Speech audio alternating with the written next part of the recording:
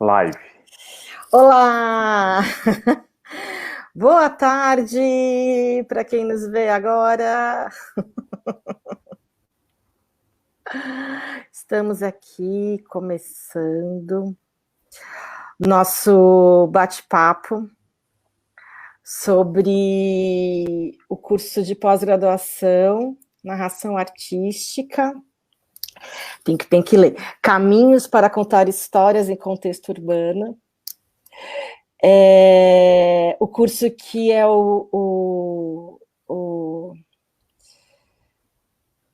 eu falo, não sei se é um termo, mas eu falo sempre que é o embrião da Casa Tombada, é o curso que começou tudo, né? Que começou essa história de marcar lugares na pesquisa. E então aqui eu recebo hoje o Juliano Cherno, a Moniza já está aí. Boa tarde, Moniza. Juliano Cherno e Letícia Lisenfeld são os coordenadores desse curso da pós. Eu sou Cristiane Rogério, divido com eles esse lugarzinho da Casa Tombada, que é maravilhoso, faço parte também do curso e acompanho esse curso desde sempre, porque esse curso foi o curso que começou a mudar a minha vida, porque eu sou da primeira turma desse curso, antes mesmo até da Letícia chegar, né, Lê? Então, por conta disso, oi Lili, Ivonete, Tiago, Will Queiroz, todo mundo chegando, boa tarde a todos e todas que estão por aí. E eu queria já começar fazendo pergunta, posso?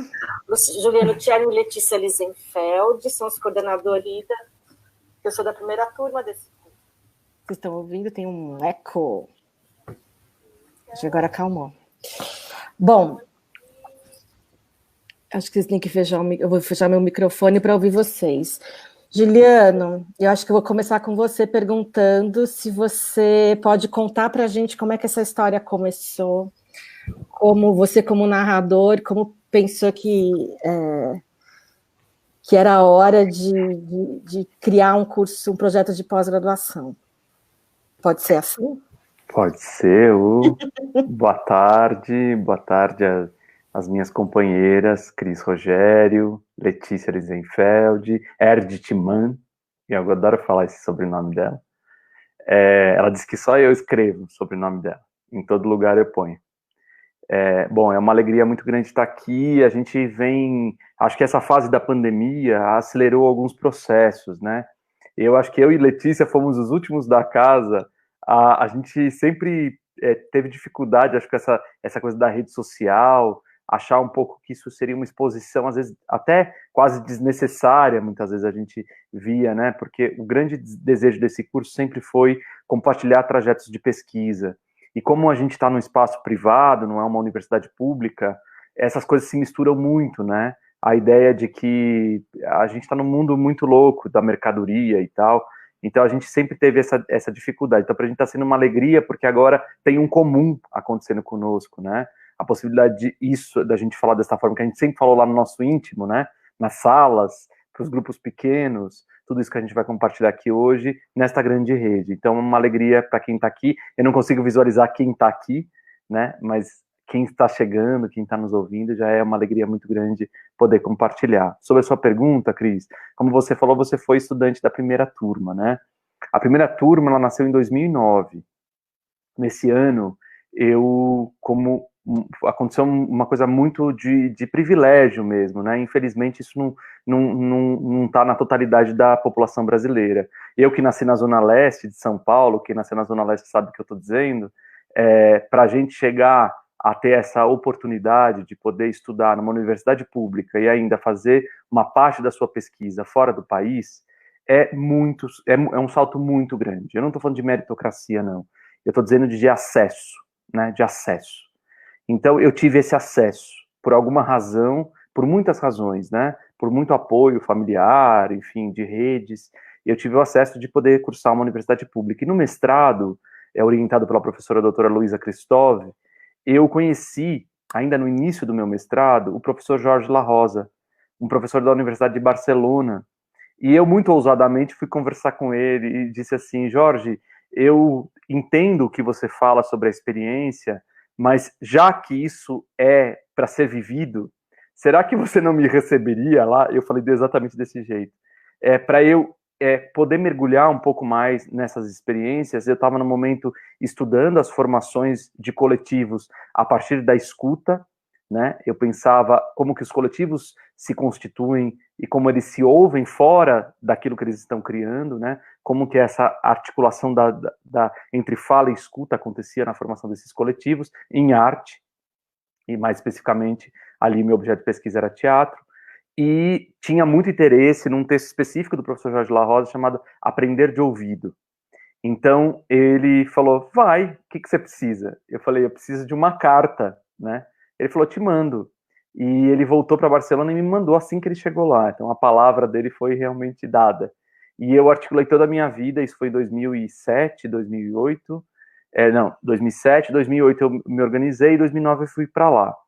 E nessa minha incursão nas experiências de teoria do conhecimento e filosofia da educação, que foram as disciplinas que eu cursei com ele, além das experiências todas que eu vivi, eu tinha tempo de estudante, né? Então eu pude, tempo de estudante que eu criei, porque eu vendi tudo que eu tinha aqui, que era nada, que era um carro velhinho e alguns móveis, para eu poder só estudar. Eu não queria trabalhar, eu queria só estudar, eu queria me dedicar ao tempo, esse tempo mais livre para poder ler, para poder me dedicar a esse momento que eu tinha tido uma condição de estar, né? E nesses intervalos da universidade, eu fui conhecendo narradoras e narradores de história. Eu já contava história, eu conto história desde os anos 90, eu nunca me chamei de contador de história. Eu acho que aos poucos as pessoas foram dizendo para mim, me chamando para trabalhos, me dizendo que o que eu fazia era contar história. Mas quando eu cheguei em Barcelona, eu conheci, não só em Barcelona, mas na Galícia, onde eu pude trabalhar numa escola de teatro, em outras partes, lá em Cangas, na Escola Municipal de Cangas, inclusive talvez Rosa esteja aqui, Rosa e Kiko, que curtem a página da Casa Tombada, foram eles, amigos da Luísa Cristóvão também, que me deram essa oportunidade de fazer esse trabalho na escola de teatro lá de Cangas, na Galícia. Eu fui vendo narradoras e narradores em muitos espaços, né? Em lavanderias, em espaços de passagem, por exemplo, túneis de metrô, em vários outros espaços, bares, né? No Borne, por exemplo, que é um lugar mais da Barcelona Velha. Enfim, eu fui vendo experiências fora de um conjunto de lugares que eu reconhecia no Brasil. E é óbvio que isso não era uma marca, hoje eu compreendo, né? Que não era uma marca da Espanha, né? É uma marca de uma retomada do conto nas cidades, que acontece em muitas partes do país, né? Perdão, em muitas partes do planeta. Eu pensei em planeta e falei país.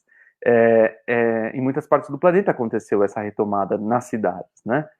Gente contando história e com algum elemento mais artístico, porque para você parar uma audiência, você precisa lidar com dispositivos da atenção, com dispositivos da percepção, com dispositivos sutis de sensibilidade, né? Para partilhar algo sensível em meio a espaços que não estão condicionados a isso, que não foram preparados para isso. Então, nessas experiências, eu me encontrei, porque aqui no Brasil, quando eu contava história, eu confesso que os lugares que eu mais gostava de contar história eram quando me chamavam para fazer uma conferência, uma palestra, para adulto, né? Onde o meu interlocutor parece que acontecia. Não é que eu não gostava de contar história para criança, ou que eu não gosto de contar história para criança, acho muito legal, mas eu talvez tenha uma linguagem, que é isso que a gente vai se constituindo, né? Como sujeitas, como sujeitos, que me interessa essa busca por esse público adulto, pela complexidade dos assuntos adultos, né? Por uma população, por uma parte da população que talvez tenha desaprendido, de alguma forma, que a gente pode viver esse trânsito de histórias, justamente pela marca que as cidades impõem a gente, né? Pouco tempo, pouco espaço para prosa, enfim. Então, eu reconheci nessas experiências algo que eu me encontrei. E nesse encontro comigo, narrador, eu fui percebendo que isso não era algo de um sujeito, não era algo da vaidade do Juliano ou da minha percepção. Era algo que precisava ser estudado, que precisava ser aprofundado, porque na universidade no Brasil ainda não tem, ou não tinha, porque agora a gente tem bastante cursos de extensão, né, localizados em muitas partes do país, mas em 2009 eu confesso que eu não conheci, né? Havia experiências, eu acho que o Fábio, Kleber Fabiano, do Paraná, da Fatum, que eu não conheço o curso, mas sei que muita gente querida já fez esse curso. Enfim, acho que o Kleber Fabiano talvez e fosse no mesmo período ali, que eu também estava pensando nessas simultaneidades que acontecem, né? Ou até um pouco antes, porque eu também não sei em que momento ele começou especificamente.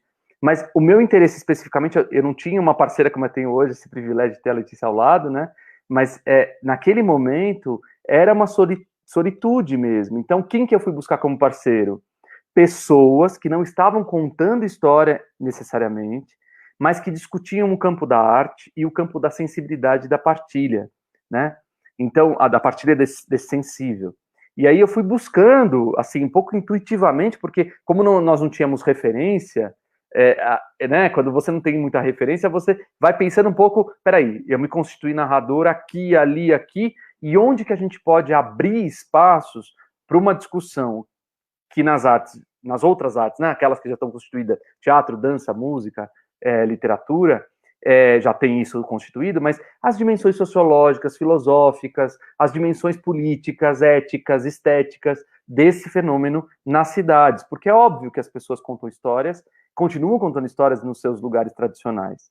Então, acho que o curso nasce aí, nasce ainda com deficiências, você foi aluno da primeira turma, eu acho que a gente tinha toda a boa vontade, todo o interesse de que fosse uma experiência profunda, foi, do ponto de vista das relações, mas hoje, eu olhando para trás, vejo que a gente amadureceu muito, né, no processo, inclusive, ou sobretudo, no plano das pesquisas, né, das produções dos estudantes, quando a gente fala dos objetos ou dos assuntos que esses estudantes, essas estudantes, buscaram para se desenvolver. Mas o curso basicamente surgiu ali.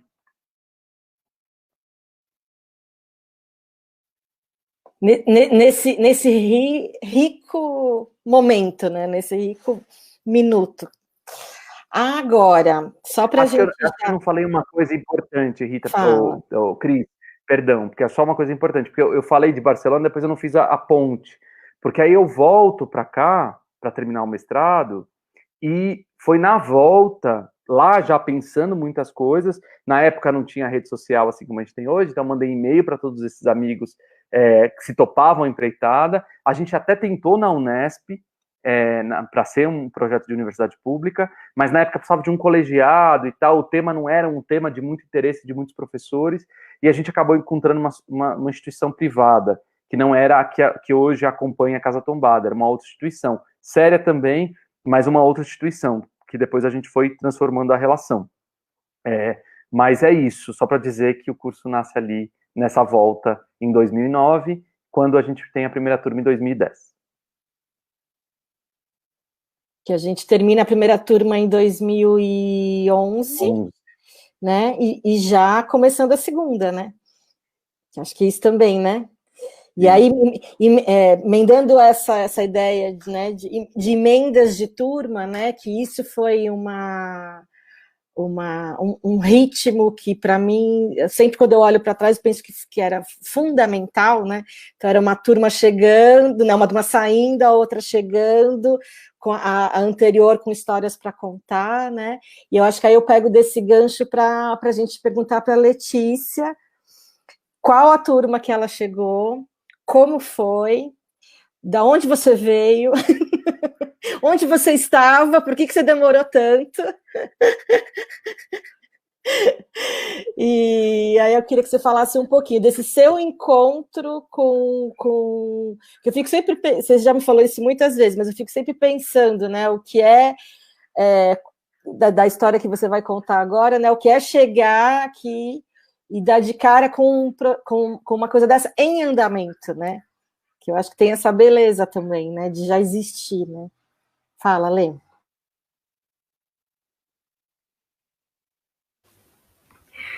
Onde é que eu estava, né? Tava escondida em Portugal durante 11 anos, fazendo o que eu sabia fazer, né? Fazendo teatro, trabalhando muito com dança também na época. Me achei muito no trabalho com coreógrafos que misturavam também a narração e a dança. Eu sempre digo que eu nasci de uma pororoca, assim, diferente, assim, eu acho que isso marcou a minha forma de estar na narração oral, né, foi um encontro dessas águas, da dança e das histórias, né, então a proposta que me abriu, assim, talvez esse caminho de linguagem, né, que o Juliano fala, que a gente começa a reconhecer, né, onde é que a gente está, qual é o nosso vínculo, né, o que realmente nos dá um prazer que excede, né, e que comunica de uma forma muito mais forte, assim, e aí foi pela dança misturada com as histórias. Também estava perto de Barcelona, estava em Lisboa, convivendo com muitos contadores de outros lugares, da Espanha também, por estar muito ligada a um festival muito gigante, gigante em todos os sentidos, que é o Palavras Andarilhas. E então essa oportunidade de ver uma coisa tão diferente contada para adulto, a primeira vez que eu ouvi, eu também não entendia, eu fui ver uma sessão à meia-noite. Nossa, tá ruim essa luz aqui? Tô sumindo? Não, tá tudo bem. Aí, poxa, meia-noite, mas acho que as crianças aqui dormem tarde, né? Deve ser isso. Essa proximidade com a Espanha, o pessoal janta às 10 da noite, aí põe as crianças para ouvir história à meia-noite. E aí eu cheguei e ouvi uma história pela contadora que até hoje me inspira, que é a Cristina Taquelin, e não pude mais tirar aquilo de mim, né, porque foi uma experiência mais forte do que tudo que eu tinha, do que tudo que eu vivia, vendo teatro, vendo dança, vendo tantos artistas, né, performers. Então era uma coisa muito diferente que eu senti que era o meu lugar. E aí, a crise na Europa, né, sempre dá para dizer que eu sou pé frio, né, porque eu saí de lá em crise, cheguei aqui, não demorou muito para a coisa ficar bem difícil, mas eu saí de lá numa situação que realmente eu estava terminando o mestrado, não quis abandonar, fiz um mestrado em comunicação e artes, porque era o que eu sentia que abria um pouco mais, eu estava muito interessada, tanto na comunicação com bebês, porque eu estava num trabalho que também me chamou muito, de teatro coreográfico para bebês, estava sentindo como é que essa comunicação acontecia, e acabei estudando a qualidade do íntimo na comunicação, como é que isso poderia se estabelecer.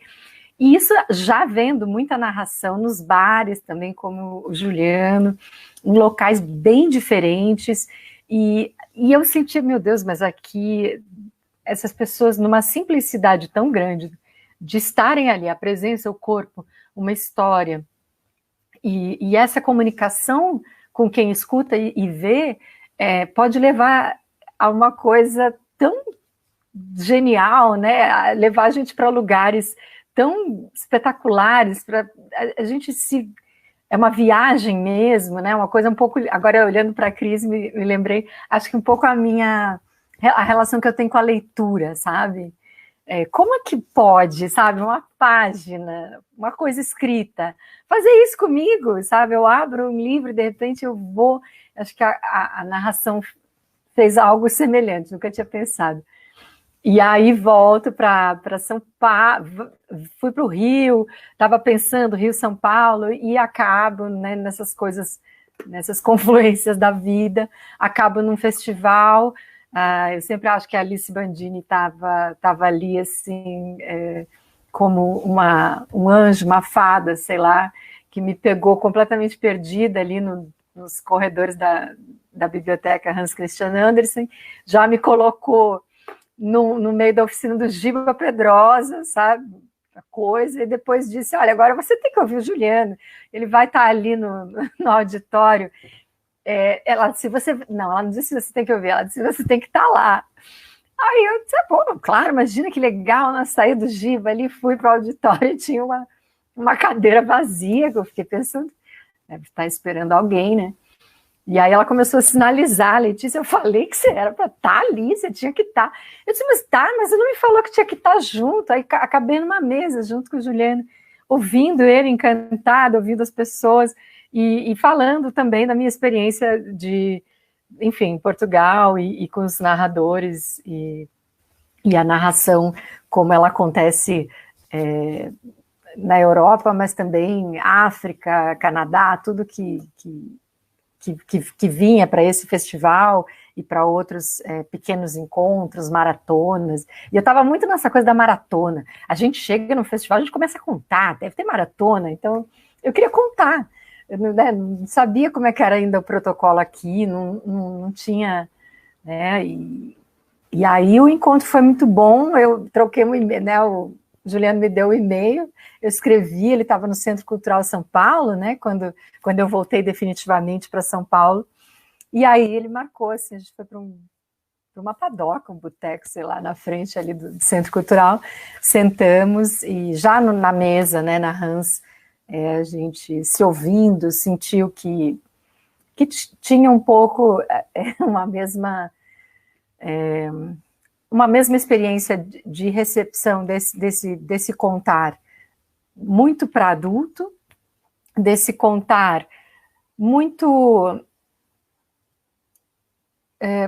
partindo do corpo, da presença, de coisas muito básicas, né, mas muito incríveis, né, e como é que aqui se estabelece essa constelação contador e o público, o espectador, ouvinte, né? Como que isso se dá? E como que disso se dá algo tão forte, né? Uma coisa tão apoiada numa atmosfera. Estou falando demais, né, Cris? Não sei. Então, e aí eu entrei, nesse curso já existia, Era, né? a quarta turma, só para lembrar. É isso, A Letícia vai dar uma aula, então, na quarta turma. Na quarta eu só assisti. Na quarta você assistiu, que eu te fiz o convite, para você conhecer. Na quinta-feira, na quinta turma. Que na época, só para dizer um pouco da história, porque acho que é legal isso, né? A gente acha, as pessoas muitas vezes vão lá, veem a Casa Tombada e falam, nossa, a Casa Tombada nasceu aí, né? Eu não digo que a Casa Tombada nasceu com esse curso, não nasceu. A Casa Tombada nasceu de muitas confluências, como a Letícia falou, né? Mas esse transitar da pós, que a gente levava numa mochila, né? Ia para os espaços.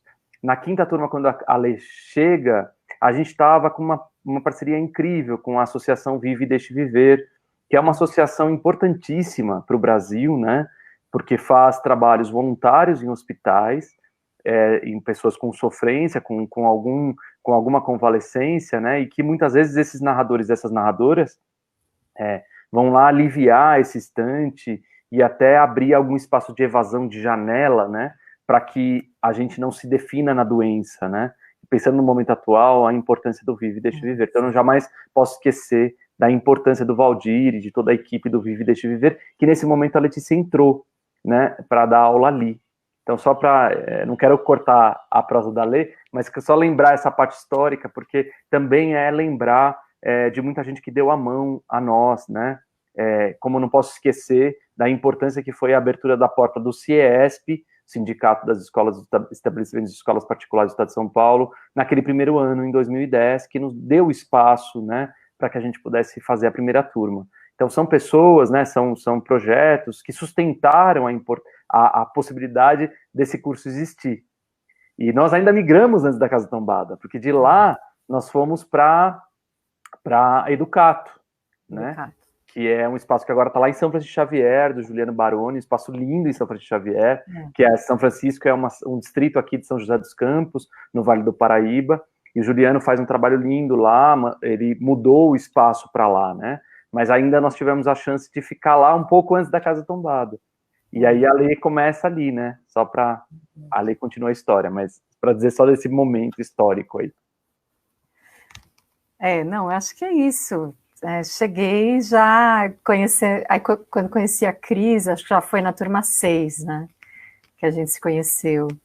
E aí é isso, muitos do grupo, né, dos professores, das pessoas que estavam lá, eram pessoas que tinham feito, né, a pós, que conheciam há muito mais tempo o projeto do que eu, e que também, claro, né, meio que inevitavelmente tinham paixões semelhantes, e a gente, claro, com algumas pessoas mais, outras menos, mas a gente se conectou, né, à volta disso, das histórias, dos contos, que eu acho que a casa, ela tem o curso, né, tem esse curso, e tem também uma conexão bem clara e forte entre todos os cursos, né, me parece. Te parece, né? Olha, essa é a parte que eu mais gosto, que parece que a gente está no programa de TV, tá? Olha, vou de trás a Kelly, a Ana Luísa Lacombe, a Kelly Horácio, Ana Luísa Lacombe, Carol, Angela Papiani, a Edith, o Chico está lá de Portugal nos ouvindo, Suzana. A Kelly é da turma 2, o Chico é da turma 6. Eu sei, todo mundo. Eu guardo o número de todo mundo. Cris da turma 1, Kelly da turma 2. A Simone Grande, ó, peraí, Gil está com. A Simone Grande da turma comigo. Da turma 1. Da turma 1 comigo. Essas loucas que acreditaram. Olha, e a Silvia Sabino, Gil, quer saber se você passou por Mogi Mirim em algum momento da sua vida, ela te procurava há muito tempo, ela fez uma pós e acha que você foi um dos professores da pós. Pois aí ela... Sim, muitas aulas em Mogi Mirim. Muitas aulas em Mogi Mirim. Eu acho que, de vez em quando eu brinco com a Ângela, ou ela brinca comigo, ela fala, aonde você não foi, né? A gente tá passando de carro em alguma cidade, eu falo, nossa, já dei aula aí. Nossa, já dei aula aí.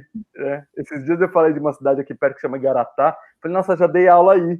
E ela falou, que legal, né? Que cidade que você não deu? Então, Mogi Mirim é um lugar muito querido, que eu sim estive lá muitas vezes. O Juliano é como banda, né, em turnê, quando começa, né, que vai nas cidadezinhas, assim, pelo interior, vai tudo quanto é palco, vai fazendo esse percurso e marca muita gente, né, Gil? Isso é o que a gente ouve, né, Letícia? Não é? Eu ia perguntar para vocês, né, e eu acho que no fim das contas, tudo que vocês trouxeram, né, da experiência até o que impulsiona vocês quando vocês fazem as viagens para a Europa, né, porque tem uma coisa muito interessante que acaba permeando tudo que vocês falam, fazem e está lá no edital, que é essa coisa de trazer, né, a arte milenar. Então, ancestralidade, a gente traz essas palavras, e ao mesmo tempo é o contexto urbano, hoje, atualidade. Então, esse encontrão, eu acho que é um encontrão que acontece no curso, suponho, né? Assim, porque é um encontrão, né? Eu acho que essa como se fossem duas. Se fala de pororó, que a coisa da pororó. São duas chamas muito fortes, né? Porque eu acho que em muitas questões, principalmente, eu acho que tanto da arte quanto da pesquisa, a gente tem sempre estar nessa espécie de dosagem, né? Entre o que veio, né? Entre o que é a nossa história, de onde viemos, quem conversou conosco, né? Até agora, e o que a gente está produzindo, né? Então, eu fico pensando aqui, são 5h30, aqui eu já vou falar uma coisa que eu achei que eu ia falar mais no final, mas eu acho que eu queria falar de pessoa que participou da primeira turma e que acompanha essas turmas todas mais intensamente quando eu estou na sala de aula, né, com a turma, mas de outras maneiras também.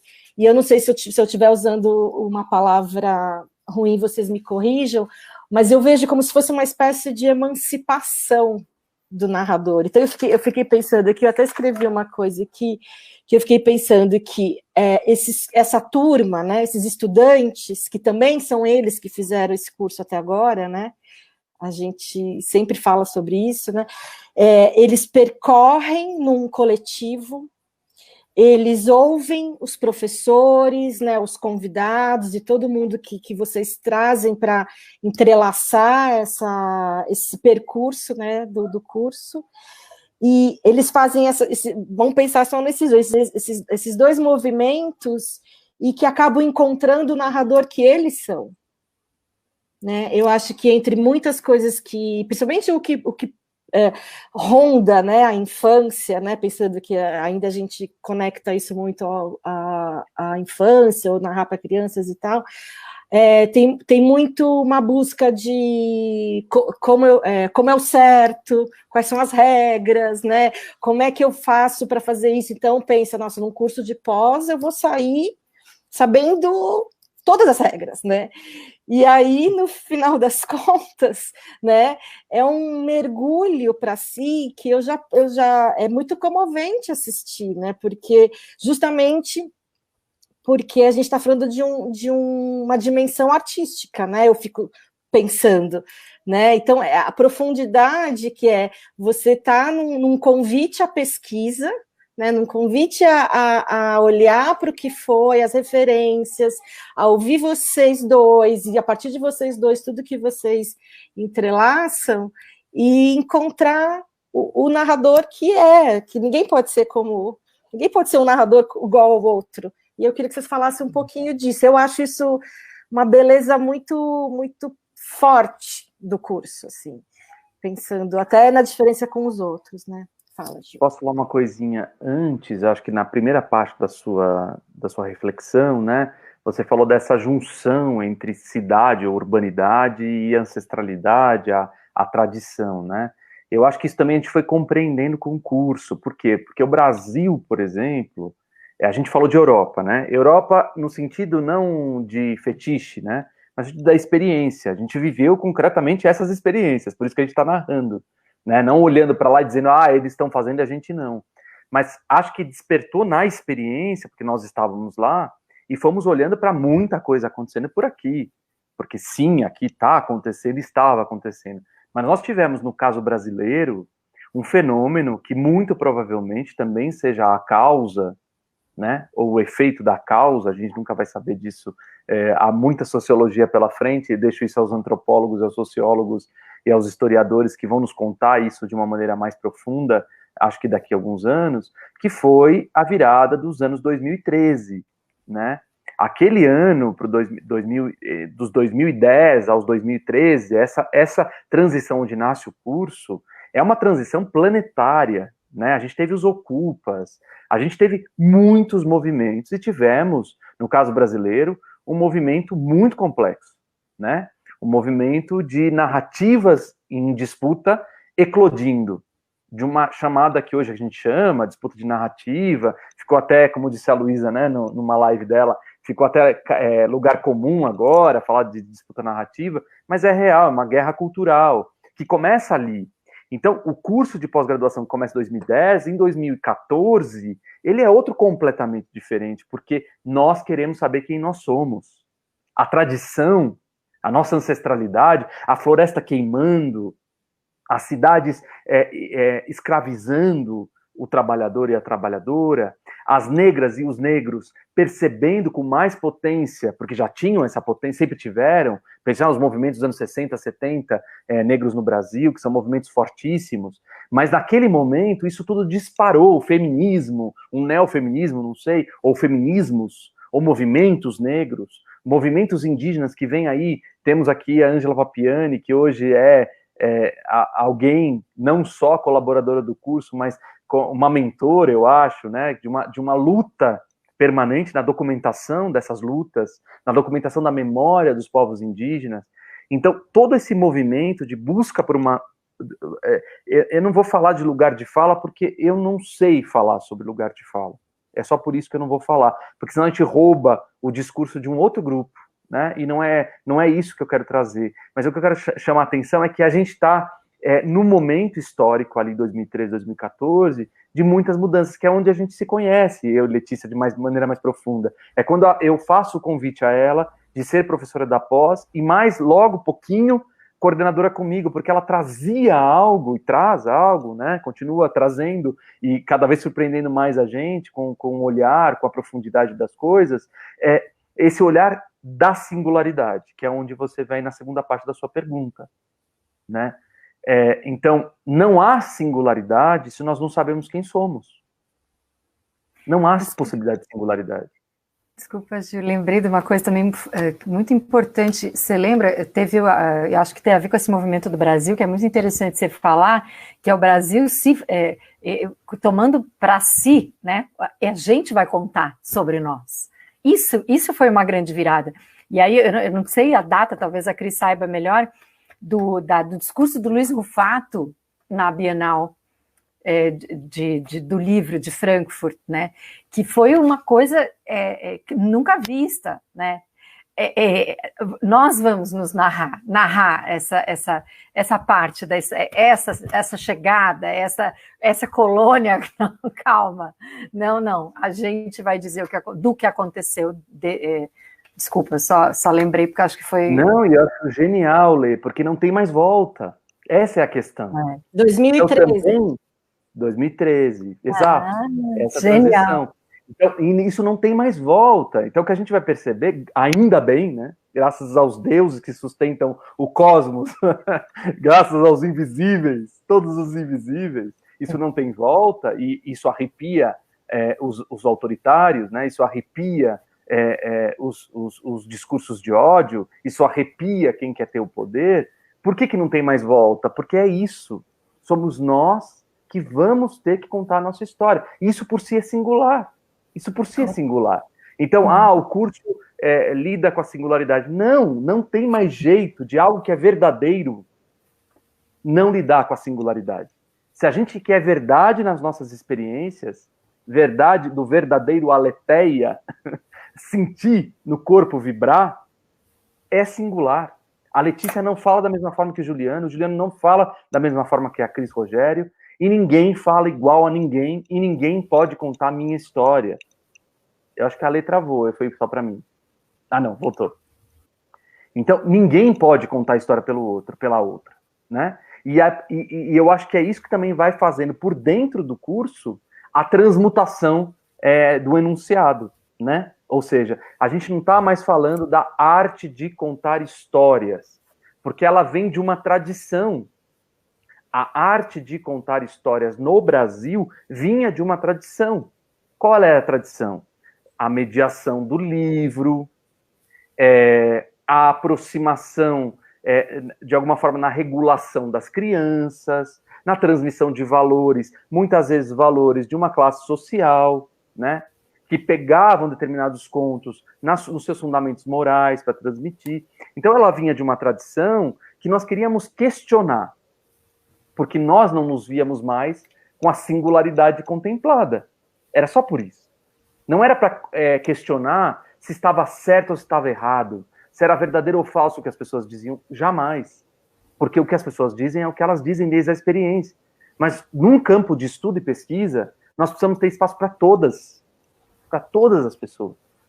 E para ter espaço para todas as pessoas, a gente não pode querer encaixar uma tradição, entre aspas, um modelo na vida das pessoas. Não, a gente precisa pensar essa forma, ou essas formas.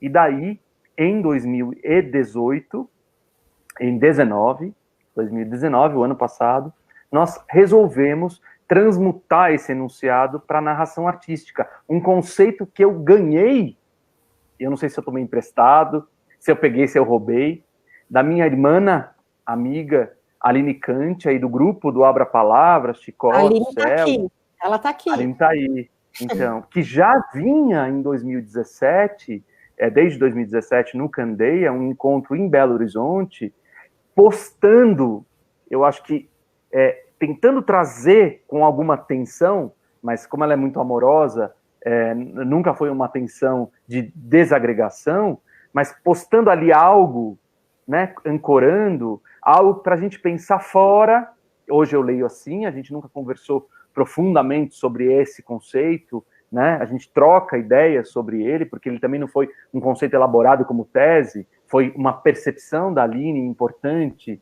e do grupo, né, do Abra Palavra, para inscrever um espaço de experimentação no campo artístico, e nós tomamos emprestados em 2019 para, então, vamos criar uma área, vamos pensar, então, um lugar da experimentação da narração artística, com essa designação, e aí a gente muda e começa a configurar esse novo curso, que, na verdade, não é que mudou substancialmente, porque toda a história está ali, né? A gente vai trazendo DNA, mas ele vai ancorar em questões mais artísticas, estéticas, e apostar na ética, na política e na economia também como sustentáculos de discussão. Lê, não sei se... Acho que você podia falar um pouco, eu falo para você, porque a Lê traz muitas imagens deste campo artístico, né? Eu acho que talvez falar um pouco disso, que eu acho que é bem legal, né? Desse lugar, como que a gente vem constituindo esse campo mais artístico. Olha, eu vou interromper só um pouquinho, porque eu acho que a Lê pode já emendar dessa pergunta do... da Iver Carolina. Ó, ela põe assim, eu vou ler tudinho, tá? Obrigada por compartilhar a trajetória do curso. Quando forem falar um pouco mais sobre a estrutura do curso, eu queria saber mais sobre uma frase que tem na descrição do site. Nada está pronto, tudo está a ser discutido. Isso significa que os participantes do grupo têm grande influência no que vai ser discutido? Vamos poder trazer nossos projetos artísticos para a discussão? Então, eu acho que aí a deixa da Letícia. Nossa, genial. Para que a gente tem que dizer o que o curso é? Se a pessoa na pergunta, ela já desvenda tudo. É ótimo, é isso que eu digo, Cristiane. Você faz o quê? Você cria esse elenco aqui, você escolhe quem está nos assistindo. Maravilha, obrigada, é isso mesmo. E engraçado, que eu estava pensando, quando você estava falando, Juliana, do quanto... Na verdade, esse curso, ele sempre teve processos artísticos, né, de abordagem de cara, assim. Eu me lembro do convite, né, porque realmente a abordagem artística é processual, ela é, né, um passo e nada, não tem garantia. Então, o convite para o risco é muito grande. O convite para o mergulho é muito grande. Esse mergulho que a Cris coloca, né? Não vai dar para acoplar, né? Como eu disse, eu vou achar um corpo narrador, eu vou criar uns negócios, vou sair aqui, né? Vou me montar. Não, você vai provavelmente desmontar, né? Com o risco que isso tem, com a dor que isso traz, e com a delícia, né? Com a dor e a delícia que isso traz. E dali, né? Dali você vai cheirando, você vai escutando onde que você brilha, né? Estou pensando na voz agora, onde é que a minha voz brilha? Onde é que ela fura, que ela comunica muito mais longe, né? Um pouco por aí eu vejo o processo. E quando o Juliano, que já tinha o projeto super estruturado com as pessoas e tudo, quando ele faz o convite, mesmo para a aula já, eu fiquei espantada, porque ali já existia isso. Porque eu pensei, olha, ele vai me dizer, olha, existe no curso um lugar aqui que fala de comunicação. Pensei, né? Talvez, sei que ele vai achar que eu posso contribuir de corpo e comunicação e tal. E foi muito mais o que está te interessando agora, de verdade, o que está pegando? E acho que é isso que a gente vai perguntando o tempo todo para os alunos, né? Tem quem goste, tem quem se incomode, né? Tem quem fique sem dormir, né, Cris, que a gente escuta muito, aí depois da aula eu fiquei sem dormir. Mas é isso, né? Eu não vou te dar pronto. Também a tua participação aqui no curso não está pronta, nunca foi. E ao mesmo tempo é uma liberdade enorme que assusta. Só que quando você embarca, é um privilégio tão grande esse convite. Agora eu me lembro, Cris, você com essa palavra que não me saiu da cabeça. E o convite que o Juliano me fez foi do que você quer falar, do que você precisa falar, como que você precisa pensar o contar histórias? Não foi pronto. Nunca foi. E a gente também nunca estabilizou muito tempo sem procurar onde que a gente podia conversar melhor com o tempo histórico que a gente está vivendo, com as coisas que estão acontecendo, com o que os alunos trouxeram também. Muito legal isso mesmo, Cris. A coisa é muito feita a gente pergunta muito também como está sendo, o que é esse passo a passo. Não sei se respondi. E eu acho que tem uma questão que algumas pessoas, às vezes, perguntam assim pra gente, mas escuta, quando eu terminar esse curso, eu vou saber contar história? Então, essa é uma pergunta muito cruel, né? Então, se a gente tá nela, aí é para quem tá ouvindo a gente, eu acho que a gente precisa se observar. Porque é uma pergunta cruel. Porque a gente tá no momento do planeta, e no momento político, e no momento ético da humanidade, em que a gente não vai ter salvador, né? Ninguém vai nos salvar nesse sentido. A gente está nesse momento precisando. Tem uma frase do Edgar Morin, que é um filósofo que está com 98 anos, e que eu acho fantástica, que ele diz: estamos todos perdidos e essa é a nossa salvação. Para mim, a tradução, para mim, que ela pode ter 1000 compreensões, mas para mim a tradução é só a gente junto, não tem saída. Então, nesse sentido, nós não ensinamos ninguém a contar história. O que nós fazemos, como diz o Fernando Savater, né, na Infância Recuperada, o que nós fazemos é prestar atenção o que faz com que a gente não consiga contar história. O que é que aconteceu conosco que não sai história daqui? O que é? A gente tem que mexer nisso, mexer no corpo, o que está preso aqui, fisicamente, o que está preso aqui nas ideias, o que está preso no coração, porque pode ser do coração também, né? Pode ser coisas que a gente... Então, esse mexer, esse refletir, pensar com as palavras, desde a filosofia, da sociologia, da ética, da estética, da política, da economia, entendermos-nos como sujeitos no mundo, isso, como a Letícia falou, tem dor e tem sabor. Mas não há outra forma, do nosso ponto de vista, e aqui eu estou sendo talvez um pouco mais convicto e um pouco mais enérgico nessa minha fala, e eu acho que eu preciso ser, porque é assim que eu sinto, não dá para ser mais ou menos, né? Uma decisão como essa, como sujeitos políticos, sujeito artístico, como alguém que quer fazer algo no mundo, escrever, não sabendo muito porque não está fazendo tese, está fazendo arte, né? É outro campo. Essa percepção precisa estar ligada à nossa época e àquilo que os nossos iguais também padecem e gozam, né? E têm prazer.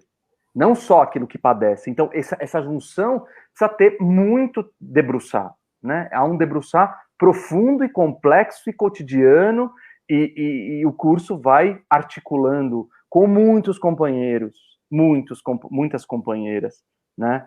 Essa trajetória. Então, se eu penso, por exemplo, em ancestralidade, quer dizer, eu tenho, a gente tem, né? Eu falo eu tenho porque acho que está tão profundo em mim, mas a presença do Marco Aurélio, eu acho que o Marco Aurélio hoje, sem dúvida alguma, é a maior referência que nós temos desse ouvido que escuta o povo brasileiro, né? Desde o Nordeste, muitas vezes mais, onde ele recolhe os contos, mas tem muitos livros publicados, livros, todos eles muito importantes, desde a literatura de cordel, que eu acho que são os pensamentos mais complexos que eu já li, né? Assim, complexos no sentido de completo também, né? De generoso, até esse debruçar nos contos de tradição e sairmos dessas ideias estereotipadas que também cancelam a nossa possibilidade de contar história e que a gente fica dependendo de alguém que vai nos repertoriar, né? Quer dizer, a gente esquece que a gente tem essa possibilidade. Depois a gente tem a Ângela Papiani, que eu já citei aqui, né? Para mim, a pessoa que fala desde um lugar de experiência profunda com a causa indígena, vivendo por dentro, mas vivendo também como uma contadora de história, porque ela sempre escreveu essas experiências. É de uma escrita que eu recomendo todo mundo a conhecer, o Icorê, né? Que é onde vocês podem, histórias da tradição, vocês podem buscar aí pelo Google, que tem ali muita produção. E a gente tem hoje uma alegria imensa, né, de ter a participação da Giselda Perê com as histórias de Agbalá, né? Que é, para mim, alguém que eu conheço muito recentemente, 2, 3 anos para cá a gente se aproximou muito, mas que é uma mestra para mim mesmo, assim, que eu tenho aprendido tudo. Eu fui na dissertação de mestrado dela, eu caí no chão, né? Da potência intelectual que a Giselda tem, artística, né? E a gente tem agora chegando a Aline Kantia, né? Que para mim, minha irmã, eu falo sempre disso, né? Mas que tem um trabalho muito importante nesse campo territorial ali em Belo Horizonte, mais localizadamente, com as articulações de encontro e tal, mas que tem uma pesquisa muito profunda, e uma pesquisa com essas vozes que são educadoras, né? Esse educo-narrador, essas vozes educadoras que a sociedade precisa, que a gente sempre precisou, que a gente sempre teve, mas que a Aline coloca a luz aí e vai nos ajudar a pensar também. Então eu tô falando desse eixo, né? Que eu acho que é um eixo mais ligado a esse corpo, vamos dizer assim, comunitário, né? E a gente tem outros eixos que são essas experimentações nas cidades. Quem está se arriscando em coisas na cidade. Não que essas pessoas não se arriscam muito. Mas o que eu estou dizendo é que como complementação, né? Não sei, Lê. Não, você falou do Edgar Morin, eu lembrei outra coisa que tem tudo a ver com isso que você fala, que aliás, eu estava lá no Sarau do Terror, lá do projeto da Bel, maravilhoso, né, do IBEAC, e o tema do Sarau do Terror, esse último que eu fui, era o que você quer ser quando morrer. Então, e aí eu levei um texto do Edgar Morin, que ele diz que que envelhecer e se aproximar da morte é por excesso de rejuvenescimento. Né? É porque a gente rejuvenesce o tempo todo, celularmente, né? E acho que isso tem tudo a ver com esse curso, ele se refaz, e é isso que é chegar na morte, e não essa ideia de envelhecer como alguma coisa, né, estanque, como uma coisa como uma coisa sem brilho, opaca, né? Não, pelo contrário, isso, é se gastar, né? Na vida, a Eliana Yunis fez uma live tão linda, para mim ela é uma inspiração, porque ela coloca a imagem, para mim, muito forte de, talvez não seja a questão de saber, como diz o Varley aqui, que eu li agora, né? Técnicas, a questão talvez seja entender como se transpira uma história. E ela fala isso, né? Ela também fez essa imagem do gato. É isso que é viver, né? A gente vai se gastar. E se a gente tiver sorte, não só, né? Tiver boas escolhas, a gente vai se gastar em coisas muito legais, né? Muito bonitas, muito interessantes, e que, né, nesses rejuvenescimentos regulares a gente vai partilhar muita coisa com... Só uma frase que eu não posso deixar. O Joseph Campbell, que foi um mitólogo, né? Porque ele fica aqui, né? Mas um mitólogo importante, uma pessoa... Importante assim, né? Porque eu acho que se ele sumiu a palavra. Enfim, se notabilizou. Porque a gente tem muitos mitólogos que às vezes não são tão vistos, né? Mas ele ficou muito marcado por uma entrevista dada ao Bill Morris, né? Na BBC de Londres, e que gerou uma série chamada O Poder do Mito, né? Mas ele tinha obras muito anteriores, né? Inclusive grande parte da jornada da Guerra nas Estrelas do George Lucas foi de conversas que o próprio George Lucas teve com o Campbell, né? O Campbell se debruçou mesmo nessas simbologias, mas tem uma frase que para mim é a essência da obra do Campbell, essência mesmo para mim, tá? Que eu escrevo em todos os meus caderninhos de início, toda vez que eu inicio um caderno, que é: o tempo é a moeda da existência. O tempo é a moeda da existência. Então, isso que a Letícia fala, para mim, ele é fundamental. A gente não tem o direito de roubar o tempo de ninguém, né? Se a gente quer ser ético com o planeta e com a nossa própria existência, a gente não tem o direito de roubar o tempo de ninguém, tampouco o nosso. Então, eu acho que a gente tem feito esse exercício permanente. É um exercício difícil de fazer, porque a gente às vezes escorrega, né? E não sabe se está indo bem na nervura do real, como disse o Spinoza, mas a gente vai tentando entender quais relações, quais conversas, quais momentos podem da densidade necessária para a gente sentir essa vida viva, né? Dentro do campo da narração de história, porque o artista, a artista, precisa permanentemente dessa matéria. É essa substância viva, como diz o Walter Benjamin no narrador, que faz com que a gente narre. Se eu não estiver em contato com a substância viva, eu não sei o que contar. Então, eu acho que esse exercício é permanente na articulação entre os encontros, né, Lê? Total. Você sabe que eu estou pensando aqui que tudo que vocês estão contando, né? Aliás, tudo que a gente está aqui, né, refletindo junto, está acontecendo. Vou explicar por quê, por exemplo. Vocês estão contando uma coisa, vocês estão tocando, né? Então, a Lucila Simões escreveu assim, isso, né? Ela está falando da pós, né? Ou do curso, ou dessas discussões, né? É algo que a gente procurava e nem sabia que era isso. Ao menos é o que ressoa em mim nesse momento ouvindo vocês. Então, tem muita gente, como seria comum, né, claro, numa live, falar que isso, comentar no momento que está. E eu acho que a gente está fazendo um momento que é exatamente sobre o que vocês estão falando, né? Aquilo que a gente que parece tão. Que parece que todo mundo já disse, mas não está dito, porque a gente está falando aqui de narração, né? Então, a gente está vendo aqui a Lela, por exemplo, a Lela Maia, né, que já tem uma história, então, né, a Simone, a Kelly, enfim, a Sandra Alessa, quanta gente que está ouvindo aqui, que faz parte da pós, tem uma trajetória já tão grande, também está ouvindo com vocês essa história, sendo afetado por isso, pelas histórias que vocês estão contando, né, e como o curso faz isso, essas reflexões não pararem. Porque cada um que vai entrar, como a Ivy perguntou, né, cada estudante que entrar nesse curso vai transformar o curso já na hora que tiver sentado, seja agora, no caso, sentado na sua própria cadeira em casa, né? Quando a gente não pode sentar na casa tombada, né? Então, um curso que agora era uma demanda, assim, a gente tinha muitos pedidos, né, nas redes da casa, muita gente, né, nos cantos desse país, que não conseguiam vir a São Paulo, ou ter uma dinâmica aqui em São Paulo. Tem gente que mesmo em São Paulo não conseguia, né? Então, foi esses paradoxos da pandemia que acabaram, né, a gente fez esse movimento de trazer os cursos aqui para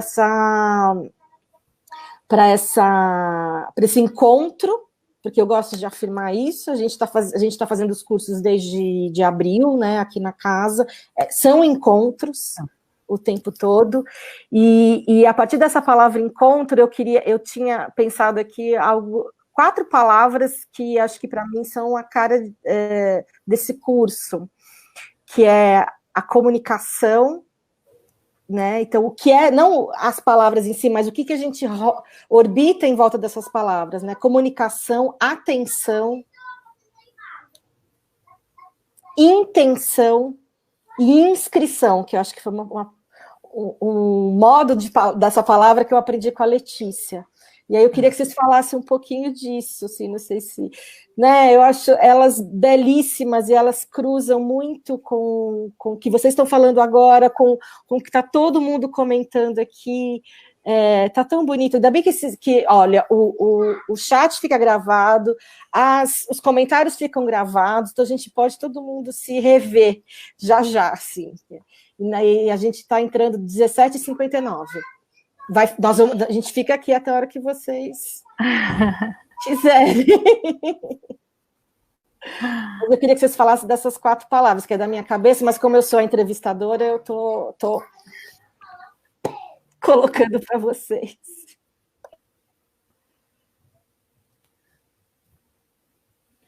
Quer falar? A Cris falou da inscrição, de repente você pode começar por aí. Eu tinha pensado uma coisa, mas me escapou. Fala as palavras de novo, Cris, que aí você ajuda a gente também a...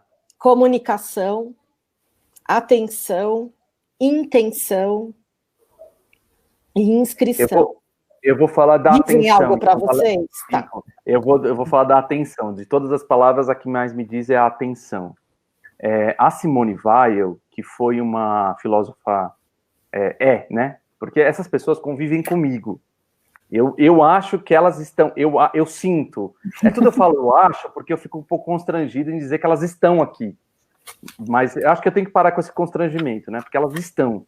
Então, de vez em quando eu ponho elas, assim, um do lado da outra, quando eu quero fazer conversas em grupo, então aí eu ponho, assim, elas próximas, às vezes na minha mesa e tal, essas pessoas todas perto, assim, né, e é óbvio que a materialidade é o livro, mas quando a gente sopra, vem a voz delas para mim, né, quando eu leio em voz alta, leio para mim mesmo. E a Simone Weil é uma filósofa, eu gosto muito das filósofas, eu tenho muita predileção pelas mulheres filósofas, tem muitas mulheres filósofas que eu acompanho. Uma delas é a Simone Weil. E a Simone Weil eu aprendi a ler por um texto da professora, também que está aqui, uma outra mulher, que foi professora da Psicologia Social da USP, a Ecleia Bose, uma grande pesquisadora do campo da memória, e a Ecleia me deu a ler, né, ela estava viva ainda, um texto em que ela citava a Simone Weil. E a Simone Weil tem uma obra chamada Gravidade e Graça. E nessa obra, ela diz mais ou menos assim, né? Eu vou falar mais ou menos sempre, porque a gente fala, ela não vai brigar comigo, eu acho que se eu falar errado, se não falar precisamente.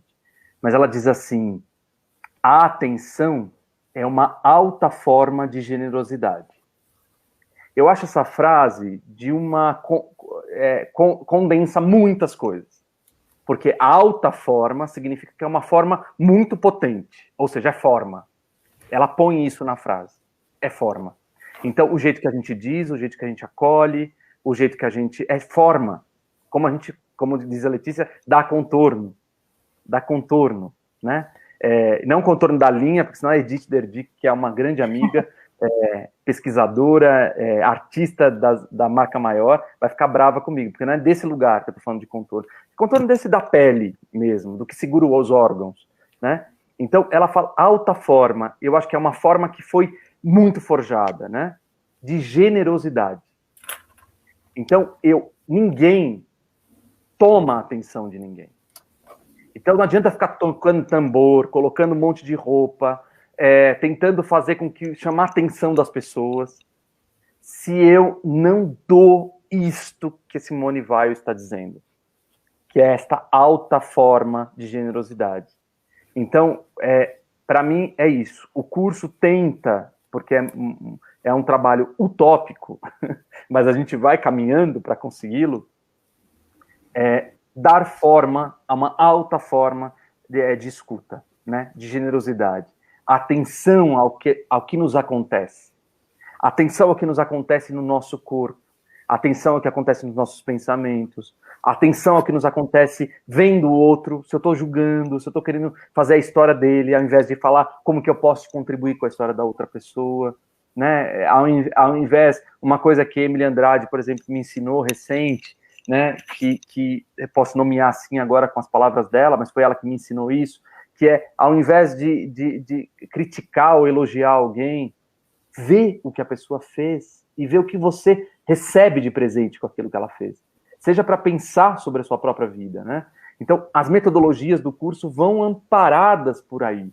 Dar atenção a tudo que nos acontece, sem esse julgamento de que isso é ruim, isso é bom, isso está feio, isso está bom, isso está ruim. Essas coisas que cegam a nossa percepção, né? A nossa sensibilidade. Então, ir para esse inventário do sensível, e para esse inventário do que os olhos veem, do que o corpo toca, mesmo que a gente está falando de uma plataforma virtual, eu estou quente no corpo. Eu estou aqui conversando com vocês, eu estou absolutamente vivo. Então, é disso que a gente tem que prestar atenção. Que atenção é essa, né? Então, eu ficaria com essa palavra, das 4 que você me disse, a que mais me diz é a atenção. Eu agora me situei também, Cris, é que você me deixou tonta, você falou disso e veio um monte de coisa e saiu. Vou ficar com a inscrição e a comunicação, claro, né? Meu lugar. E eu queria citar aqui um autor que eu acho que diz muito, e diz muito em relação ao que o Juliano trouxe no início dessa conversa. Colonizar é o Kanichi Uno. Ele é performer e é filósofo também. Colonizar é certamente conquistar, dominar e aniquilar um povo. Para Artaud, é também e, acima de tudo, colonizar o corpo. O poder ocidental é inseparável da exclusão do corpo. Isso, para mim, é fundamental, e parecendo, ou eu acho que muitas vezes a gente não tem a noção, mas eu penso a inscrição como um peso bom, um peso que ativa a aderência ao mundo, a nossa aderência ao mundo. Esse peso, eu estou muito tomada por um curso que eu dei agora na casa, sobre corpo e comunicação, esse peso vem de um cair em si, né? Retomar não é boa palavra, mas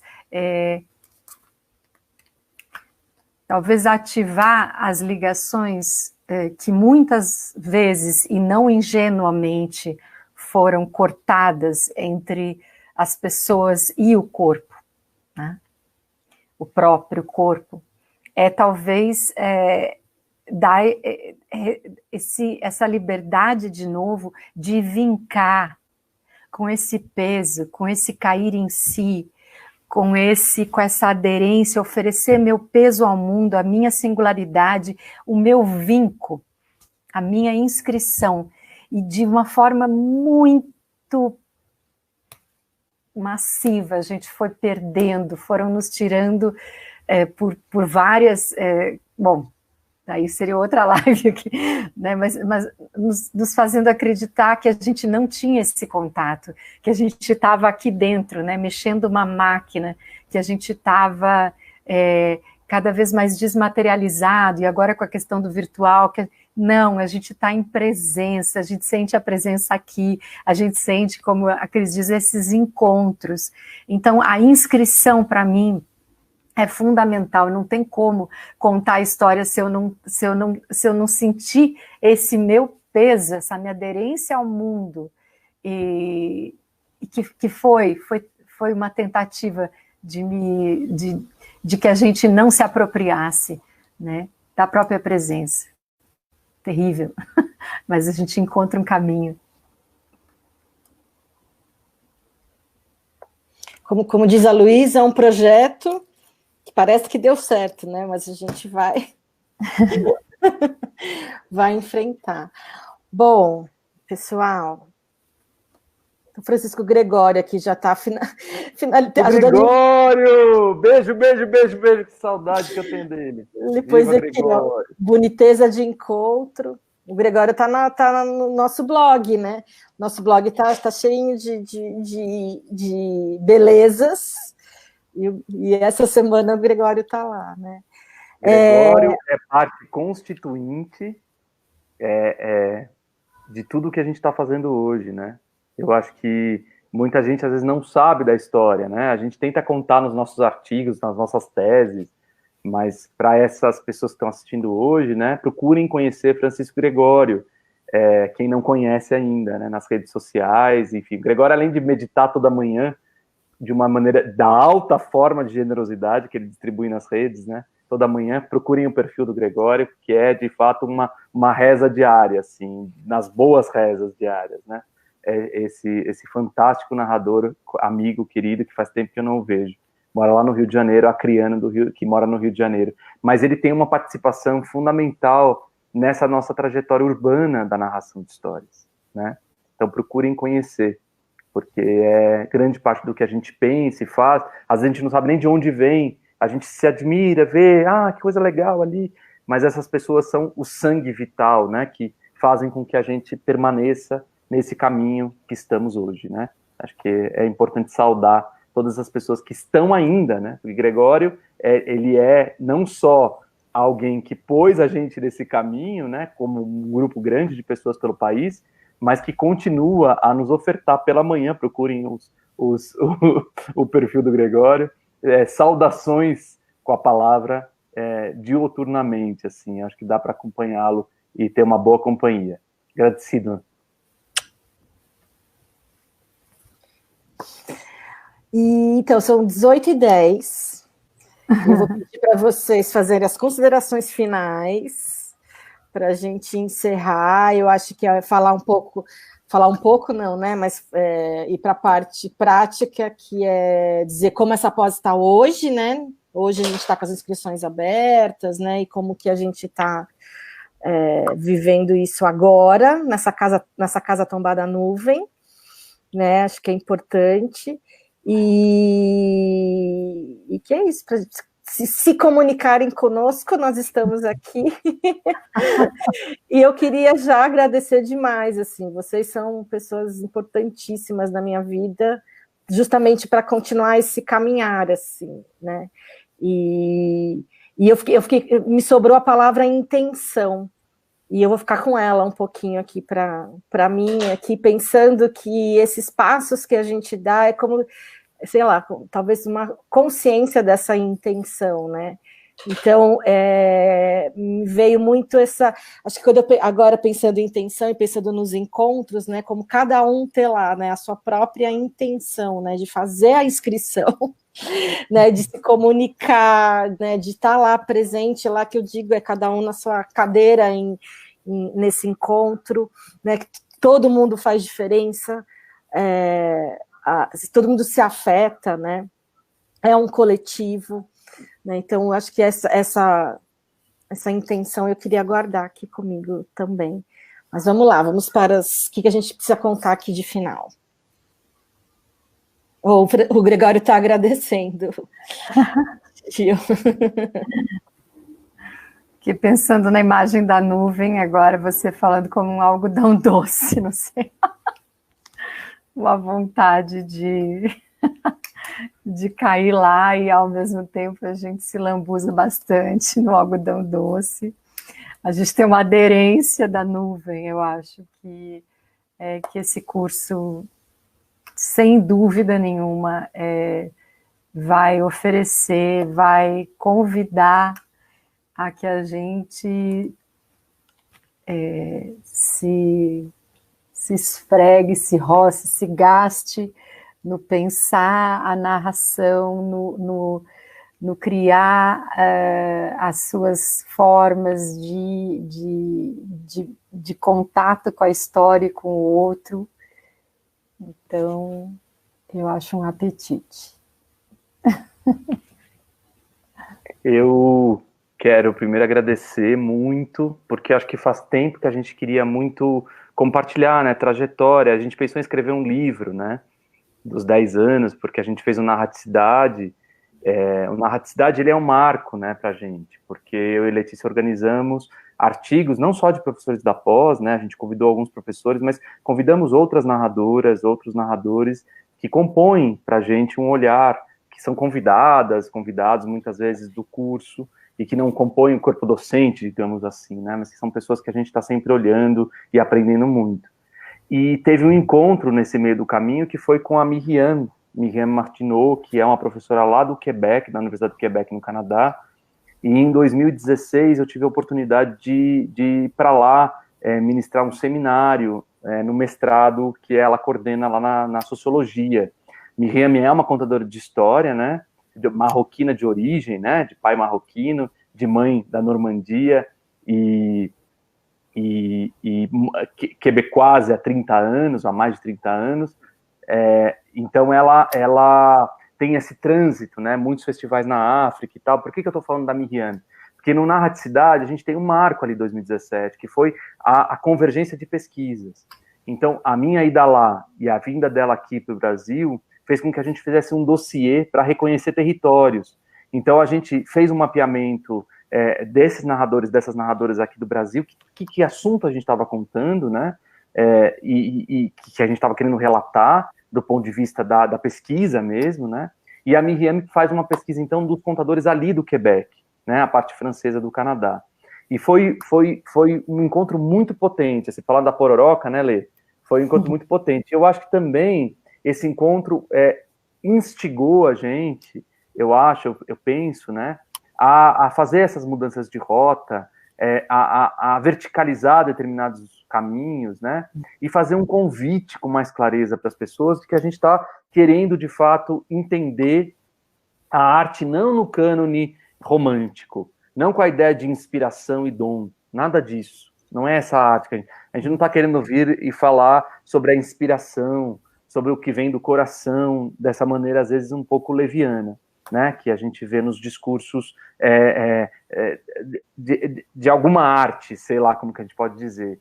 Mas a gente está tentando debruçar nesse experimento do fenômeno artístico e da linguagem artística. Né? O fenômeno é maior, porque o fenômeno está ligado a algo que ninguém controlou, que aconteceu, né? Conta-se história, conta-se. Por que conta história? Para que perguntar isso, né? Por que conta-se história? É isso. Fala-se, porque fala. Fala-se, né? Então, isso. Como é que a gente conta história nas cidades? Então, acho que é isso. Esse é um fenômeno. Voltamos a contar histórias nas cidades. Desde o século passado, as cidades retomam essa figura do narrador, da narradora. Isso aconteceu em muitas partes do mundo, então a gente procura fazer um trajeto. Essa é uma parte que eu faço no curso, porque foi a minha pesquisa de doutorado e continua sendo minha pesquisa com os alunos e com os campos onde eu estou, né? A minha produção escrita, enfim, todo o trabalho que eu faço é debruçado nas cidades, e a gente vai reconhecendo, então, esses caminhos ao longo do curso. Então, o convite que eu faço é: que caminhos são esses? Encontrar as vozes fora da ideia de um sistema colonizador. Então, contos que são, sim, muitas vezes de matriz europeia, são, sim, porque eles estão arraigados na nossa cultura. Nossa cultura é essa, a gente não pode tirar a nossa cultura, mas reconhecer outras narrativas que convivem conosco, e narrativas que estão aí no âmbito da tradição, mas narrativas que também compõem a urbanidade. A Letícia citou, por exemplo, a presença da Bel Santos Maier. A presença dela no curso é fundamental, não dela só, mas eu digo assim, é grande a participação dela, porque a Bel vai trazer uma narrativa da cidade, uma narrativa importantíssima da cidade. Aí a gente pensa, Sandra Lessa, Ana Luísa Lacombe, a Kelly Horácio, a Simone Grande, todas artistas das cidades que vão trazer suas narrativas. Mas nossos convidados que sempre vêm, Johanna, né? E Johanna, que vai tratar da pesquisa, né, dela com mulheres e com as narradoras, essa voz das narradoras, né? Enfim, tem muita coisa que lá no programa vocês podem ler com mais calma. E, Cris, tem uma pergunta que sempre nos fazem, eu acho que ela tem que ser tornada pública. Porque se a gente responde isso apenas no privado, talvez às vezes não fica claro, né, como intencionalidade. Então, a Casa Tombada vem de trajetórias de pessoas que viveram a universidade pública, quase na sua totalidade, né? Mas ela é um empreendimento privado, porque nós não temos apoio financeiro de nenhum capitalista, né? Acho que a totalidade dos moradores, dos coordenadores da Casa Tombada são assalariados, vivem do salário, é isso, né? Mora de aluguel, enfim, somos essas pessoas, né? Então, eu gosto sempre de dizer isso, porque isso é o lado B, e que a gente não conta também muitas vezes, e eu acho que é importante dizer. Então, a gente não tem nenhum sócio capitalista que injeta dinheiro na Casa Tombada, tampouco apoio governamental. Então, os cursos são custeados numa ideia de coletivização. E, às vezes, é muito comum a gente escutar das pessoas, é muito caro, né? E a gente reconhece, mas isso é feito, e a Letícia e a Cris sabem disso melhor do que eu, contando cada centavo na distribuição. A gente distribui esses valores, a gente não acumula, né? Eles são todos na sustentabilidade do projeto de começo ao fim. Então, a gente sempre fala, eu gosto de falar isso, e eu nunca falei isso publicamente assim numa rede social. A gente fala isso na casa, né, nos encontros na casa.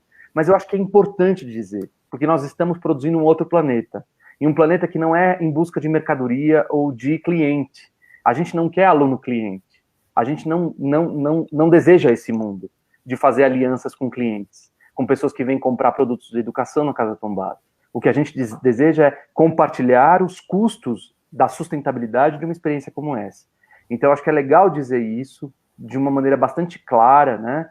Que fique também testemunhado por todos nós, né? Porque eu acho que esse é um projeto que nasceu assim e, felizmente, depois de 5 anos, se constitui e se afirma desta forma distributiva, sem ninguém acumular capital. Isso talvez seja um antídoto importante para os tempos que vivemos. Então, eu queria deixar isso dito em voz alta, né? Ainda que a gente tenha ultrapassado aqui o tempo de uma live, mas eu acho que era importante dizer isso com o coração da gente. Talvez a Letícia pudesse dizer isso, Cris pudesse dizer isso, mas eu acho que alguém que vamos dizer assim, de alguma forma inventou abrir a porta da Casa Tombada, eu achei que era importante dizer isso, né, para todo mundo. Muito bom. Importantíssimo. E as inscrições estão abertas, Gil? Estão abertas no site? Estão abertas até sexta-feira. Então, agora, sexta-feira, a gente encerra e começa a fazer as entrevistas, né? A gente vai fazer uma turma... não sabemos o número ainda, porque estamos recebendo as inscrições, né? Mas a gente não faz turmas grandes, né? São turmas que a gente consegue compreender, como eu falei para vocês, a gente sabe o nome de todo mundo que turma cursou, e a trajetória e a singularidade precisa ter esse lugar artesanal. Então é isso, as inscrições são pelo site da Casa Tombada, é a casatombada.com.br, então é fácil de encontrar.